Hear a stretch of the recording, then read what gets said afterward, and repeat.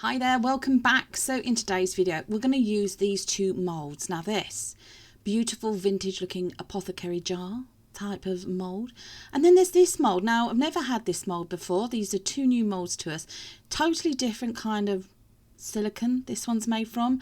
Hoping it's going to be as shiny as it appears to be, but looks like a beautiful rib detailed effect mould. Now the apothecary jar one, I've just turned the mould inside out there. And the idea is I'm going to apply some of that lovely silver foil flake to it. Now, I'm laughing because, you know, silver foil flakes, any kind of foil flakes for me, it's a bit of a hit and miss sort of adventure. But overall, I think I actually did not too bad a job getting this to go on to the mould itself. Static, oh my goodness. Yes, I've been given a very good tip to help with static recently, and that was to use a tumble dryer sheet to rub over the mould and whatever you're working with, perhaps, before you use it. It's supposed to get rid of the static. So I am yet to try that, but here I am just burnishing on these silver flakes using just a dry brush there to burnish them on. Obviously apply the silver foil flakes as best as you feel happy doing and with whatever method you like to use.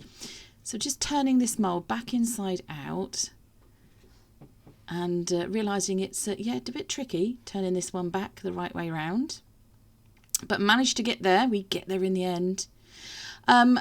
Apologies, in this video the craft space that we're using, that we create these in, is a little bit overcrowded because we had quite a few things on the go at that time. You can also probably notice from my gloves, because this is my hands here, Laura's hands, I've got gold mica, and unknowing to me some of that does transfer over into the finished pieces. So I've done the same thing with the bowl. As you can see, slightly busy craft space area there. Apologies for that. But I've also turned the bowl inside out and just doing exactly the same thing as I did with the apothecary jar, applying the silver foil and then burnishing it on with the brush. There we go, trying to get as much or as little as you want on it. Of course you don't have to do this. You can put your silver foil, if you're using silver foil flakes, into just clear resin and go that way. But I thought I'd try this way for a change. So just carefully turning it back the right way round. Yeah, this silicone, I'm assuming it's still silicone because obviously the resin didn't stick to it. Got totally different texture and feel. More sort of plasticky but flexible, if that makes sense. But it's a very good mould. Not sure how long it's going to last, but it is a very good mould. So there's the two types of moulds that we're going to use. Now, this is over to Wayne now. He's made up some Tea Expert resin, which is a 1-to-1 mixing ratio, and he's added in some Valspar silver glitter, which you might have seen us in one of our hauls recently, into one of the cups of clear resin, and in the other one he's added in some white pigment. So that can be any white pigment of your choice. So, and then he's using a little bit of the white resin, and then a little bit of the clear silver glitter resin, and he's just alternating between the two until he completely fills up that mould. There we go. We had a few of these paper cups left over as well, which we will wipe out thoroughly and then we'll pop them in for recycle. There we are. So as you can see, he's literally doing that, filling it up all the way up to the top. I mean, you can do it all one colour if you wish. You don't have to alternate colours. You don't have to use pigments. You don't have to use glitter. You could use alcohol inks. You could use mica powders. They'll give a totally different kind of overall effect. Obviously, alcohol inks are going to be translucent. But yeah, no, I mean, you know, this is just really just to show you what we decided to do. And obviously, it gives us a chance to try out these new moulds. The two items that Wayne's made in this video today, or that we've made, will be up for sale via our website, but that won't be until our spring-summer collection launch. So that's going to be sort of middle to end of March onwards. Don't forget website with all other makes that we've made that you may have seen us make last year will be going live at the end of this month. So don't forget, keep an eye out, hit the notification bell and everything, just to make sure that you keep in contact that way. We will be keeping the community page over here on our YouTube channel updated with definite launch date for the website, also on Instagram and Facebook too. There we go. Who knows, might be a little bit of a video of a sneak preview of what's available, or what might be becoming available then. So moving on to the bowl, again, apologies, you can see a pineapple mould in the background. Oh, we had so much going on and not enough space, but never mind. So he's now doing exactly the same thing with this lovely bowl mould and doing little like puddles of resin. So just alternating little puddles of resin. Of course, you never know quite how it's going to turn out, because resin, as we know, keeps moving until it's completely cured. So you can have an idea of where you'd like things to go, but it doesn't necessarily mean that that's going to be where they end up going. So there we are. And as usual, make sure you take all the appropriate PPE protection for yourself whilst you're using resin, whether that's epoxy resin or eco resins or UV resins. So do wear the nitrile gloves, or the gloves to protect your hands and your skin, sleeve or arm protectors if you have them, a respirator mask, and work in a fully well ventilated area. There we go.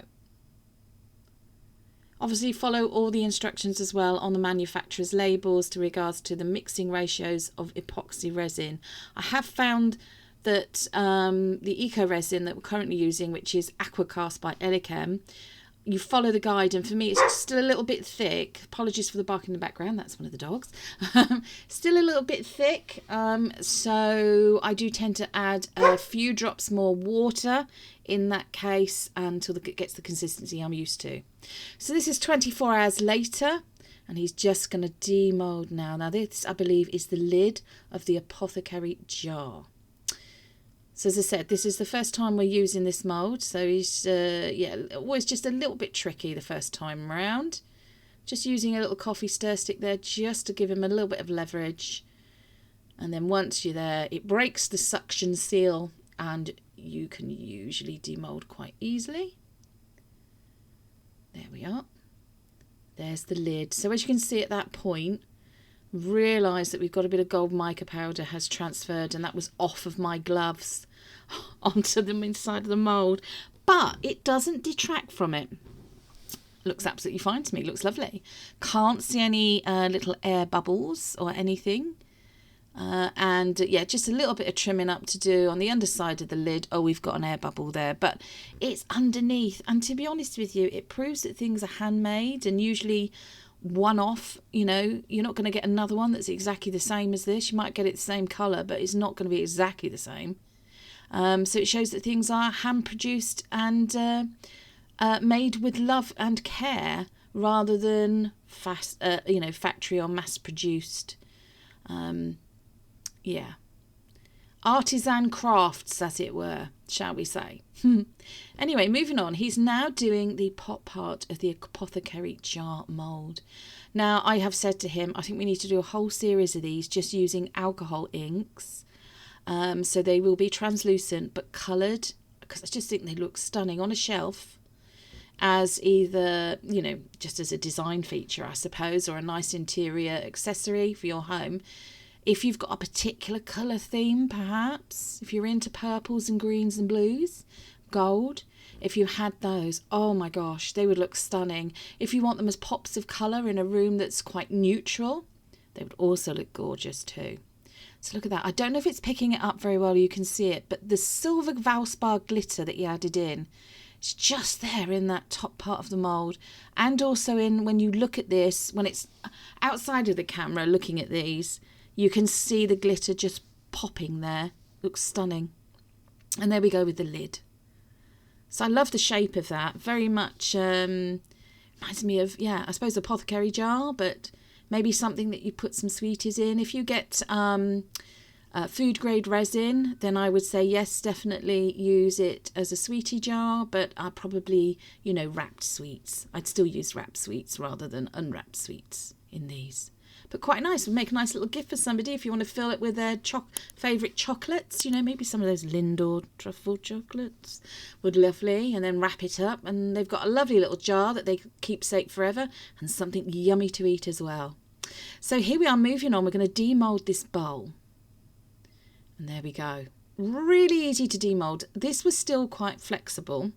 So we did leave it another 24 hours and it was then fully cured. But it goes back to the shape it's supposed to be quite easily. There we are. Look at that. The silver foil in this is absolutely stunning. You've got little see-through bits of where you had the clear resin just with the glitter, which looks lovely, I think. Almost gives it a glass-like effect. And look at that rib edge detail. Absolutely stunning. I love this piece. Definitely need to do it in some clear with alcohol ink colouring instead. Let us know what you think. If you've joined us in the live, hello to everybody in the live chat for the premiere. Thanks for watching. Hopefully you like, share and subscribe. You know, give us a thumbs up. If you've joined us because we're a YouTube recommendation, why don't you subscribe to our channel? We upload videos 3 days a week, Wednesdays, Fridays and Sundays at 5 PM UK time. And they're usually along the same sort of lines of this. Look at that. You can see a bit more of a close-up there of the inside of the bowl. So that is it for this video, apart from this beauty shot at the end where we've got them on display. Look at that. Absolutely stunning. Why not let us know what sort of colours would you use these for? Do you think they go well as a set together, or do you think they, you know, separately? But anyway, thank you for liking, sharing, subscribing and joining us today or whenever you've watched, and we will see you all again very soon. Bye-bye.